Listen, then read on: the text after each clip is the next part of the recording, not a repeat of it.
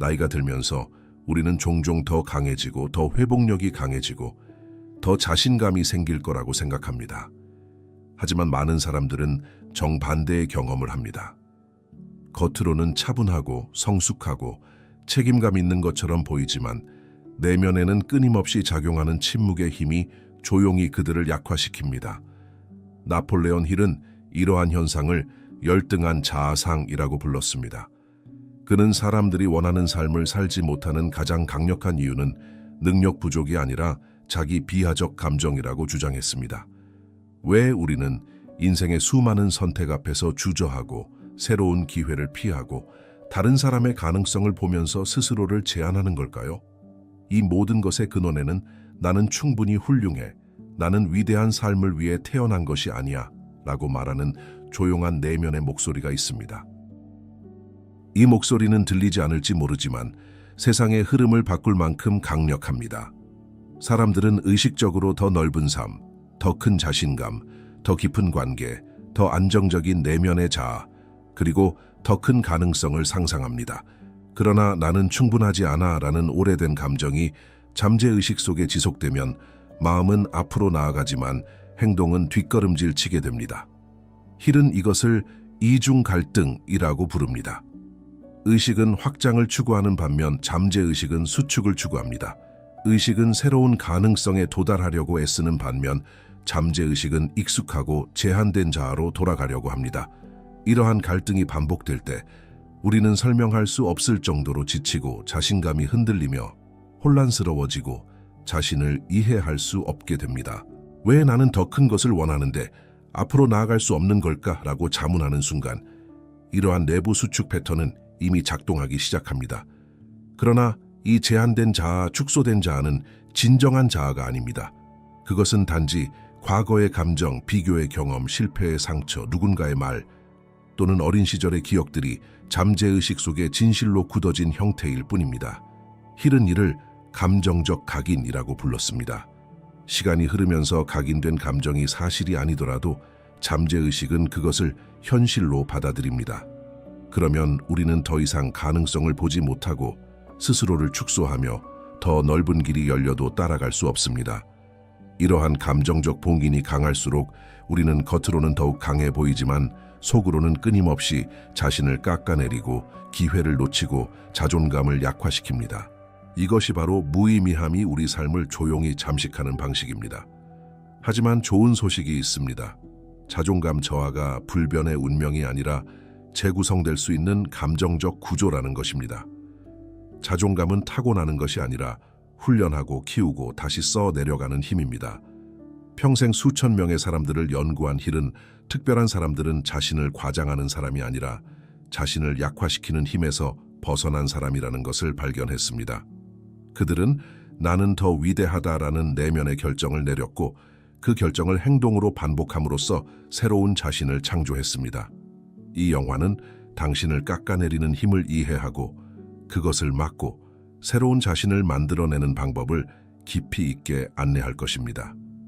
이 여정은 지금 시작됩니다. 사람이 스스로를 작게 만드는 이유는 단순한 성격 문제가 아니다. 그것은 마음 깊숙한 곳에서 조용히 형성된 내면의 구조이다. 나폴레온 힐은 인간이 가진 가장 강력한 한계가 외부가 아니라 스스로에 대한 판단이라고 말했다. 즉, 나는 이 정도면 충분해. 나는 저 사람만큼은 아니다. 내가 크게 나가는 건 어울리지 않아 라는 낮은 자기평가는 어느 순간부터 잠재의식의 깊은 층에 뿌리내리고 그 뿌리는 시간이 갈수록 더 견고해진다. 이 구조는 어느 날 갑자기 생겨난 것이 아니다. 우리는 살아가는 과정에서 여러 감정, 여러 상처, 여러 평가를 받으며 자신을 해석해왔다. 그리고 어느 순간부터 그 해석이 진실처럼 굳어져 버린 것이다. 어릴 때 칭찬을 적게 받았던 경험, 누군가에게 반복적으로 비교당했던 기억, 실패했을 때 스스로를 강하게 비난한 순간, 주변 사람들에게 너는 조용한 사람이라 불리며 자연스럽게 작아지는 역할을 맡게 된 시간들. 이런 작은 사건들이 모여 잠재의식 속에 나는 큰 사람이 아니다 라는 인식을 형성한다. 더 무서운 점은 이 인식이 진실이 아니라 감정적 습관임에도 불구하고 우리는 그것을 사실이라고 믿어버린다는 것이다. 그리고 이렇게 굳어진 자기 해석은 성인이 된 이후에도 계속 영향을 미친다. 새로운 기회 앞에서 후퇴하고 자신이 충분하지 않다고 느끼고 누군가와 비교되면 작아지는 이유는 모두 이 감정적 습관 때문이다. 힐은 말한다. 사람은 자신의 진짜 능력을 기준으로 살지 않는다. 자신이 믿는 능력을 기준으로 산다. 이 말은 당신의 가능성이 얼마나 큰지가 중요한 것이 아니라 당신이 스스로를 얼마나 큰 존재로 볼 수 있는지가 당신의 인생을 결정한다는 뜻이다. 예를 들어 누군가는 큰 변화를 꿈꾸지만 잠재의식 속에서 나는 그럴 사람이 아니다라고 믿고 있다면 그 사람은 그 꿈을 향해 움직이기 전에 이미 스스로를 축소한다.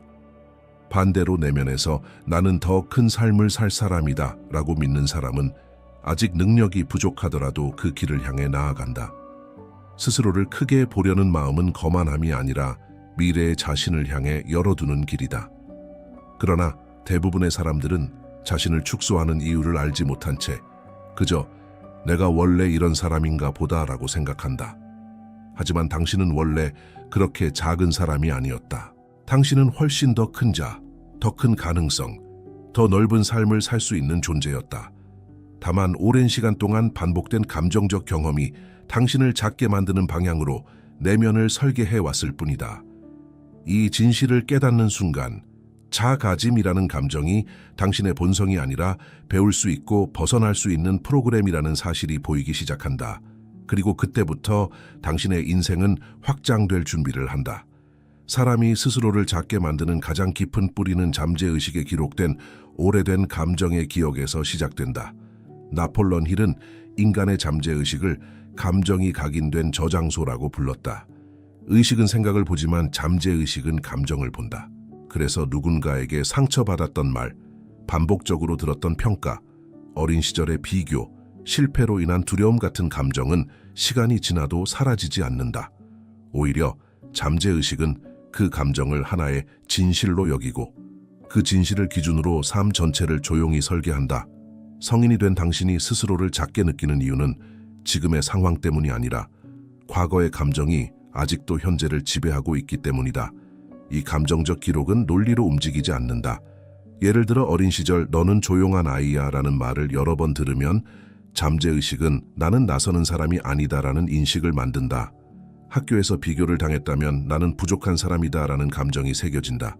실패 후 아무도 당신을 지지해주지 않았다면 잠재의식은 나는 혼자서 해낼 수 없는 사람이다 라고 기록한다. 이런 감정적 기억은 사실이 아니더라도 잠재의식은 그것을 안전한 기준으로 인식한다. 그래서 새로운 가능성이 눈앞에 있어도 잠재의식은 당신을 익숙한 작은 나로 되돌린다. 이것이 스스로를 축소하는 패턴의 시작이다. 힐은 이러한 감정적 기록을 감정의 인장, emotional impression이라고 부르며 이 인장이 깨지지 않는 한 사람은 아무리 노력해도 같은 자리에서 반복된다고 말했다. 문제는 대부분의 사람들이 이 감정적 기록이 자신의 생각이 아니라 과거의 흔적이라는 사실조차 모르고 살아간다는 것이다. 그래서 자신감이 부족한 이유를 성격 탓으로 돌리고 앞에 나서기 어려운 이유를 능력 부족으로 착각하며 기회를 잡지 못하는 이유를 운 탓으로 돌린다. 그러나 진실은 훨씬 더 조용하고 훨씬 더 내면적이다. 당신이 스스로를 작게 보는 것은 당신의 본성이 아니라 잠재의식 속에 오래 남아있던 감정이 지금도 움직이고 있기 때문이다. 좋은 소식은 이 감정적 인장은 영구적이지 않다는 것이다. 감정은 다시 배울 수 있고 잠재의식은 다시 설계될 수 있다. 오래된 감정이 당신을 정의하는 것이 아니라 단지 한때의 경험이 당신 안에 남아있었을 뿐이라는 것을 이해하는 순간 잠재의식은 새로운 신호를 받아들이기 시작한다. 힐은 말했다. 당신의 잠재의식은 당신의 과거가 아니다. 당신이 반복적으로 보여주는 새로운 모습이다. 즉, 작은 나의 기억은 강해 보이지만 그것은 결코 절대적인 진실이 아니다. 그것은 단지 다시 쓰여야 할 이야기일 뿐이다. 그리고 그 이야기를 다시 쓰기 시작하는 순간 당신의 크기, 당신의 존재감, 당신의 가능성은 조용히 확장되기 시작한다. 사람이 자신을 작게 만드는 가장 빠르고 가장 잔인한 방식은 비교다. 비교는 겉으로는 단순한 판단처럼 보이지만 내면에서는 자기 인식 전체를 흐려놓는 힘을 갖고 있다. 나폴론 힐은 비교는 자신의 능력을 축소시키는 가장 교묘한 환상이라고 말했다. 왜냐하면 비교는 사실을 기반으로 하지 않고 감정을 기반으로 하기 때문이다. 우리는 타인의 삶을 전체로 보지 않는다. 우리는 타인의 가장 빛나는 순간을 보고 자신의 가장 약한 순간과 비교한다. 타인의 결과를 보고 자신의 과정과 비교한다. 타인의 강점을 보고 자신의 상처와 비교한다. 비교는 언제나 불공평하며 이 불공평한 판단은 잠재의식에 나는 저 사람보다 작은 사람이다라는 거짓된 확신을 심는다. 소셜미디어, 직장, 가족, 친구, 그리고 사회 전체가 만들어 놓은 기준은 사람을 보이지 않는 경쟁 속에 몰아넣는다. 그러나 중요한 사실이 있다. 비교는 진실이 아니라 시선이다. 그리고 잘못된 시선이 반복되면 그 시선이 자기 인식이 된다. 비교는 당신의 잠재의식에 끊임없이 다음 메시지를 새긴다. 너는 부족하다. 너는 더 작다. 너는 따라갈 수 없다. 이것이 반복될 때 잠재의식은 이를 감정적 기준으로 받아들이고 앞으로 나아가는 순간마다 이 기준을 적용한다. 새로운 기회가 와도 자신감이 줄어들고 능력이 충분함에도 불구하고 몸이 움츠러들며 다른 사람들과 함께 있을 때 자신을 작게 느끼는 이유가 바로 여기에 있다. 비교가 잠재의식 속에 자리 잡으면 현실은 달라져도 당신은 여전히 작은 사람처럼 느끼게 된다. 힐은 자기 인식을 잃은 사람은 자신의 가능성을 보지 못한다고 말했다. 비교는 바로 이 자기 인식을 흐리는 가장 강력한 안개다. 우리는 타인의 여정을 알지 못한다. 타인이 겪은 고통, 타인이 버틴 시간, 타인의 실패와 투쟁을 보지 못한 채 단지 겉으로 드러난 하나의 장면과 자신을 맞대어 본다. 이것은 마치 누군가의 책 마지막 장면과 자신의 첫 장을 비교하는 것과 같다. 그러나 잠재의식은 이 비교가 부정확하다는 것을 모른다. 감정으로 비교하는 순간 잠재의식은 그것을 사실로 받아들인다. 그래서 스스로를 작게 보는 습관이 강화되고 그 습관이 행동을 조절하며 결국 삶 전체를 제한한다. 그러나 비교는 선택이 아니라 습관이다. 그리고 습관은 바꿀 수 있다. 당신이 타인을 기준으로 자신을 바라보던 오래된 시선에서 벗어나기 시작하면 잠재의식은 서서히 새로운 기준을 받아들이기 시작한다. 나는 나의 기준으로 성장한다. 이 메시지가 반복될 때 비교는 점점 힘을 잃고 자기 인식은 또렷해지며 마음속에 자리 잡았던 작은 자아는 점차 흔들리기 시작한다. 힐은 말했다. 사람은 비교를 멈출 때 자신을 다시 보기 시작한다. 그리고 그때부터 당신은 스스로를 축소시키는 오래된 왜곡에서 벗어날 수 있다. 사람은 누구나 자신감을 원한다. 더 당당하고 더 자유롭고 더 크게 서 있는 자신을 꿈꾼다. 그러나 정작 그 자신감이 눈앞에 나타나려고 하면 우리는 설명할 수 없는 불안과 거부감을 느낀다. 마치 더 큰 삶이 다가오는 순간 마음이 갑자기 얼어붙듯, 더 높은 자리로 올라가려는 순간 발밑이 흔들리듯. 나폴론 힐은 이 현상을 잠재의식의 낯설음에 대한 경계라고 정의했다. 잠재의식은 새로운 감정을 위험으로 해석한다. 특히 자신감, 확신, 존재감, 확장 같은 감정은 과거에 익숙하지 않았던 감정일수록 잠재의식에서 강한 경계 신호를 일으킨다. 즉, 자신감이 부족해서가 아니라 자신감이 낯설어서 두려운 것이다. 사람은 본능적으로 익숙한 상태로 돌아가려 한다. 과거에 작게 살아온 시간이 길수록 그 작아진 자아가 안정으로 느껴진다. 그래서 자신을 크게 세우는 순간 잠재의식은 이렇게 속삭인다. 너는 저런 사람이 아니야. 너무 나서는 건 위험해. 그렇게 당당하면 누군가 싫어할 거야. 이 목소리는 비판이 아니라 보호 본능이다. 잠재의식은 당신을 지키려는 마음으로 과거의 작은 자아로 되돌리려 한다. 그 보호는 때로 따뜻하지만 동시에 당신의 성장을 막는 족쇄가 된다. 힐은 이를 두고 이렇게 말했다. 사람은 힘을 잃어서가 아니라 힘을 감당할 준비가 안 되어 있다고 느껴서 멈춘다. 이 말은 자신감을 두려워하는 우리의 내면을 정확히 설명한다. 낯선 자신감이 두려운 또 하나의 이유는 자신감이 우리 안에 오래된 감정을 흔들기 때문이다. 자신감은 나는 할 수 있다라는 새로운 감정을 불러오지만 그 순간 나는 부족하다라는 오래된 감정이 동시에 깨어난다.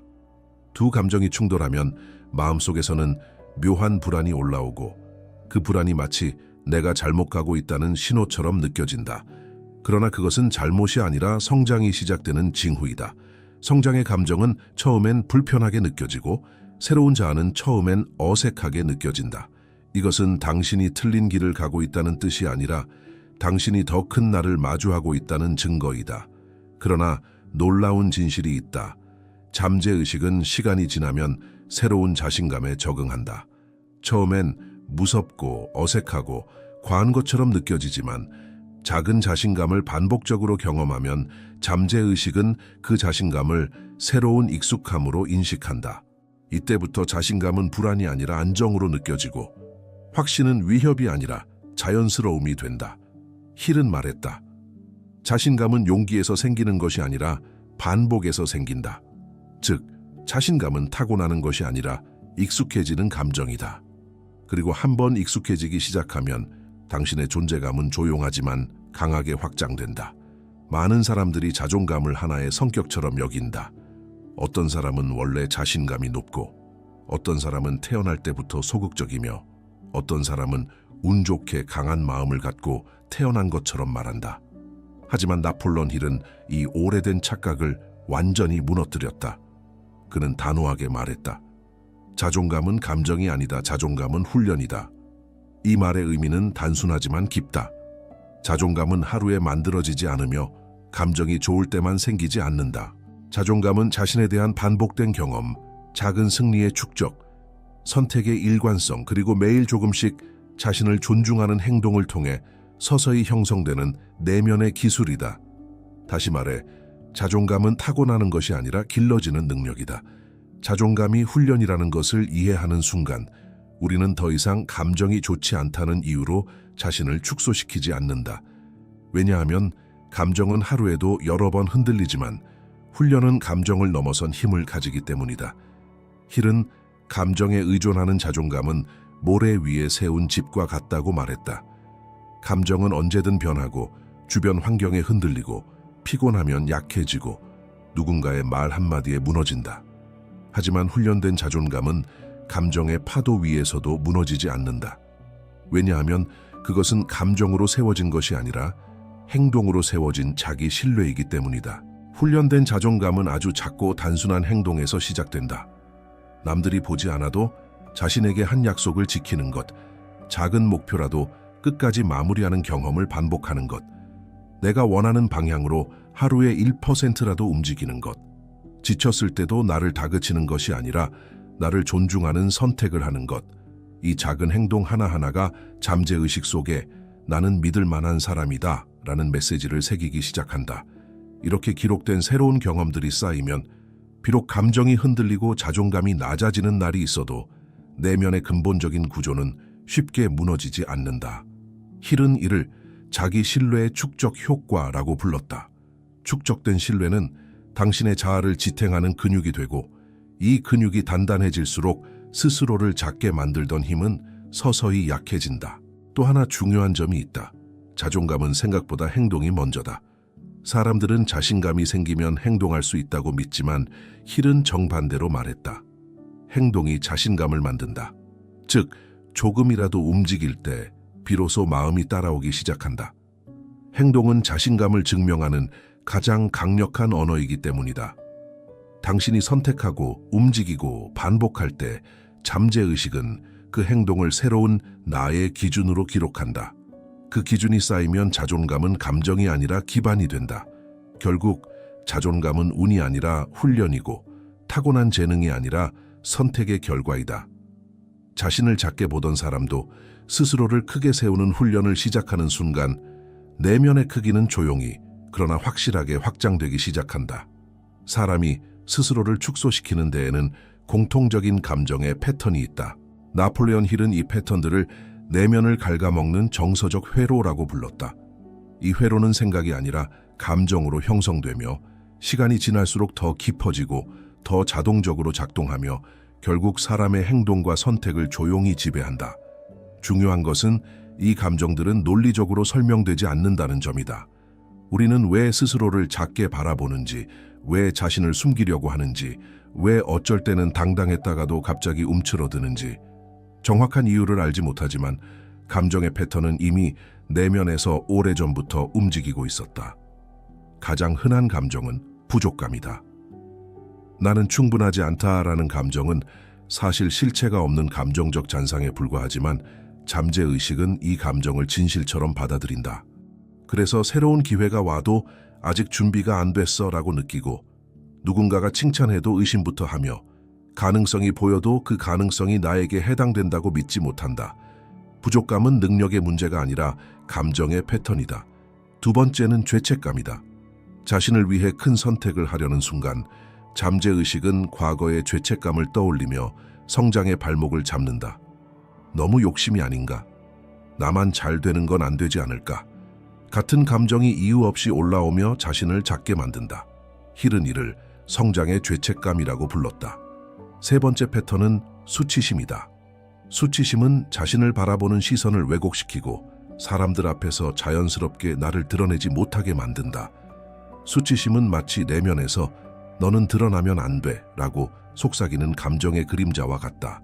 그래서 의견을 말하려 해도 목소리가 작아지고 많은 사람들 앞에서 말하려 하면 심장이 빨리 뛰며 자신을 표현하려는 시도마다 내면 깊은 곳에서 뭔가 잡아당기는 느낌이 든다. 이 감정은 단순한 부끄러움이 아니라 잠재의식 속에 깊이 새겨진 정서적 기억이다. 마지막으로 사람을 가장 크게 축소시키는 감정은 두려움이다. 실패에 대한 두려움, 거절에 대한 두려움, 성공했을 때 감당해야 할 책임에 대한 두려움, 그리고 내가 달라지면 주변 사람들이 나를 떠날지도 모른다는 자잘한 두려움까지. 이 두려움들은 논리적으로 설명되지 않지만 잠재의식은 그 두려움을 위험 신호로 해석한다. 그래서 더 큰 삶이 눈앞에 있어도 두려움 때문에 발이 떨어지지 않는다. 힐은 이를 감정적 브레이크라고 했다. 당신의 잠재의식이 당신이 앞으로 나아가는 것을 막는 이유는 당신이 약해서가 아니라 잠재의식이 아직도 오래된 감정의 안전지대를 지키고 있기 때문이다. 그러나 이 감정의 패턴들은 절대적인 힘이 아니다. 패턴은 반복으로 만들어졌고 반복으로 바뀔 수 있다. 당신을 작게 만들던 감정 역시 더 이상 진실이 아니라 단지 오래된 기록일 뿐이다. 이 사실을 깨닫는 순간 감정의 힘은 약해지기 시작한다. 힐은 말했다. 당신을 가두는 감정은 당신의 일부가 아니다. 당신이 더 이상 되지 않기로 선택할 수 있는 과거일 뿐이다. 나폴레온 힐이 남긴 가장 강력한 원칙 중 하나는 자신감이었습니다. 수십 년간 성공한 사람들을 연구한 결과 그는 그들에게 공통적인 기반이 재능, 환경, 교육이 아니라 자신에 대한 절대적인 자신감임을 발견했습니다. 힐은 당신은 당신이 믿는 대로 된다라고 말했습니다. 이는 단순히 심리적인 안정감만을 의미하는 것이 아닙니다. 잠재의식은 반복되는 확언을 명령으로 인식합니다. 따라서 자신감이 강화됨에 따라 새로운 가능성을 위한 공간이 열리고 새로운 감정을 받아들이며 궁극적으로 자연스럽게 새로운 행동을 촉발합니다. 다시 말해, 자기 확언은 단순한 진술이 아니라 잠재의식을 재구성하는 가장 근본적인 기술입니다.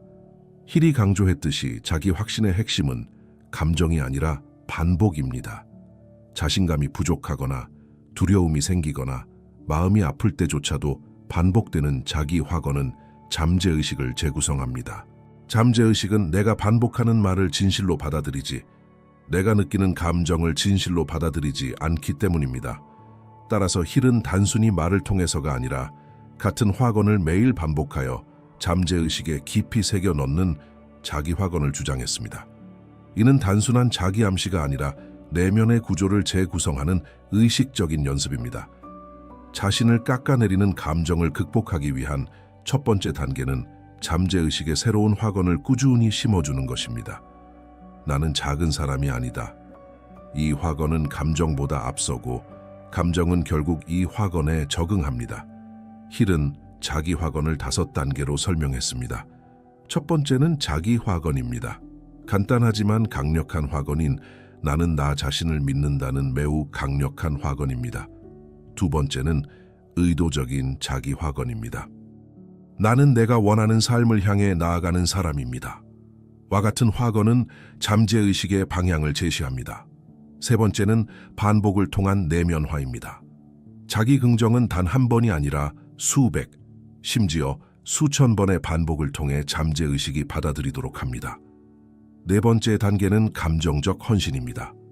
자기 긍정을 말할 때 비록 미미하더라도 그것을 믿는다는 감정을 경험하게 됩니다. 다섯 번째이자 마지막 단계는 행동을 통한 증명입니다. 자기 긍정은 말로 시작하지만 행동으로 완성됩니다. 아주 작은 행동조차도 자신감을 강화하는 데 중요한 증거가 됩니다.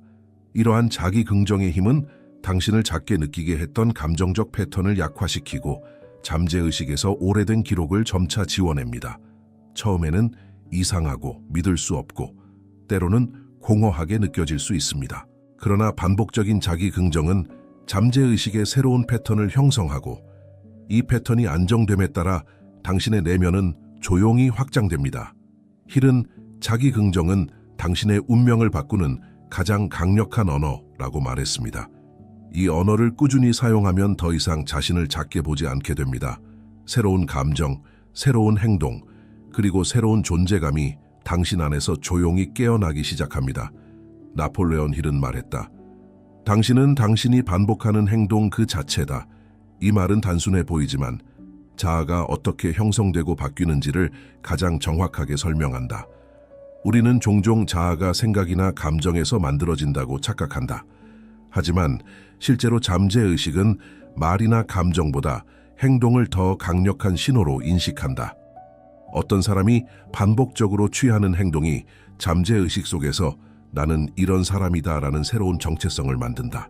그래서 스스로를 작게 보는 사람도 작은 행동을 반복하면 점점 더 큰 자아를 갖게 되고 반대로 아무리 생각이 크더라도 행동이 작으면 내면도 작은 상태로 머물게 된다. 행동은 자아를 다시 쓰는 가장 빠르고 가장 직접적인 방법이다. 사람들은 종종 거대한 변화를 원하고 한 번의 결단으로 인생 전체가 바뀌길 기대한다. 그러나 힐은 이를 착각이라고 했다. 큰 변화는 작은 행동의 축적 끝에서만 일어난다. 예를 들어 매일 5분이라도 자신을 위해 무엇인가를 꾸준히 해내는 사람은 단순히 행동을 한 것이 아니라 잠재의식에 나는 내게 책임지는 사람이다 라는 신호를 보낸 것이다. 하루에 한 문장이라도 확신을 반복하는 사람은 나는 나를 믿는 사람이다 라는 감정적 구조를 만든 것이다. 감정이 흔들릴 때 도망치지 않고 잠시 멈추는 선택을 반복하면 잠재의식은 나는 감정을 다룰 수 있는 사람이다 라는 새로운 기준을 세운다. 이렇게 작은 행동 하나가 새로운 자아의 기초가 된다. 행동의 진짜 힘은 그것이 증거가 된다는 것이다. 감정은 우리를 속일 수 있고 생각은 흔들릴 수 있지만 행동은 절대 우리를 속이지 않는다. 당신이 스스로에게 보여주는 작은 행동 하나는 잠재의식에게 내가 말한 것이 진실이다라는 확증이 된다. 이 확증이 쌓이면 스스로를 작게 보던 사람이 더 이상 작은 자신을 믿지 않게 된다.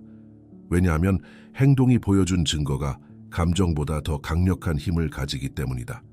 또 한 가지 중요한 점은 행동이 감정을 이긴다는 것이다. 우리는 늘 감정이 먼저 움직이고 행동이 따라온다고 생각하지만 힐은 정반대의 원리를 강조했다. 행동이 감정을 만든다. 내가 움직이면 감정이 따라오고 내가 선택하면 두려움이 줄어들고 내가 한 걸음 내디디면 잠재의식은 그것을 새로운 나의 모습으로 받아들인다.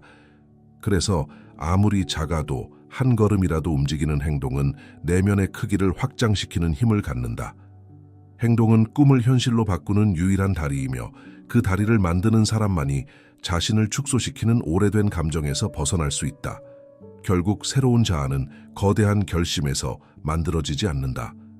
새로운 자아는 아주 작은 행동에서 시작된다. 단 1%의 변화라도 그 1%가 매일 쌓이면 잠재의식은 완전히 다른 사람으로 당신을 인식하기 시작한다. 그리고 그 순간부터 삶은 당신이 스스로에게 허락한 크기만큼 확장된다.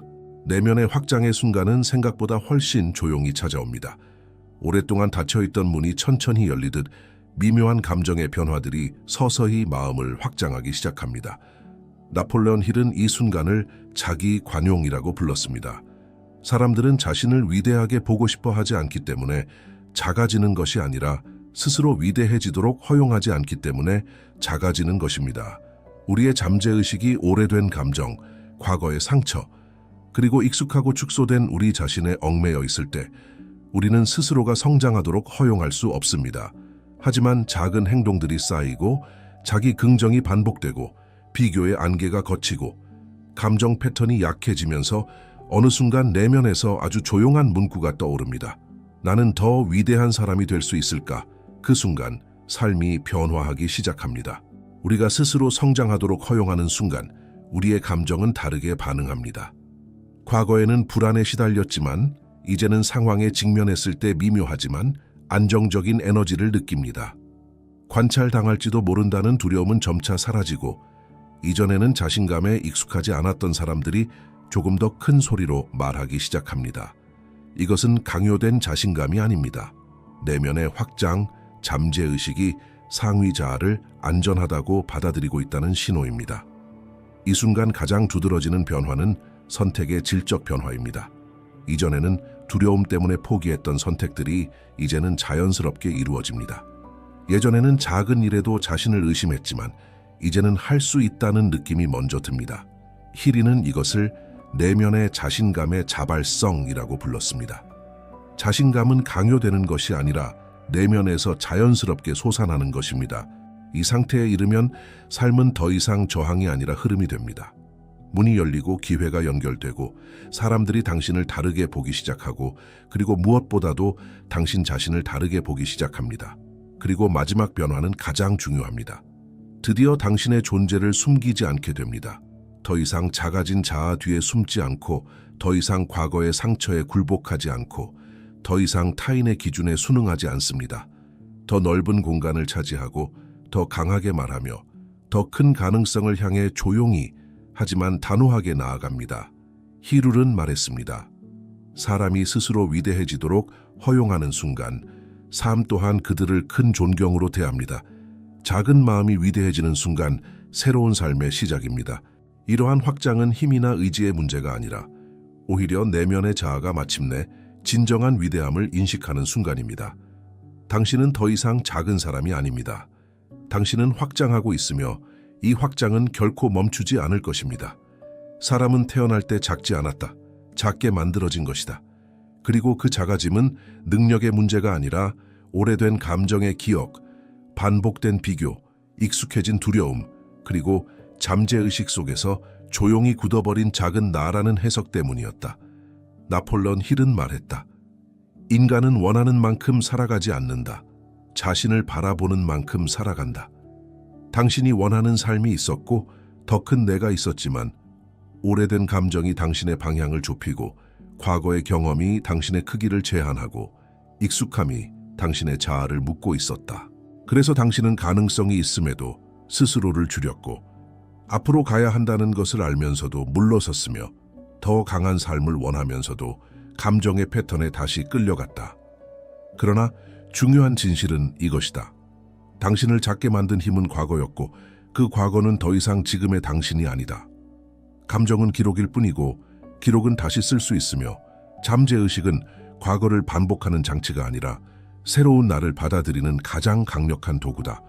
작은 행동을 반복한 순간부터 자기 확신을 매일 새긴 순간부터 감정이 올라와도 도망치지 않고 바라본 그 순간부터 당신의 잠재의식은 조용히 그러나 확실하게 당신의 새로운 크기를 받아들이기 시작했다. 당신은 이미 변화를 시작했고 그 변화는 되돌릴 수 없다.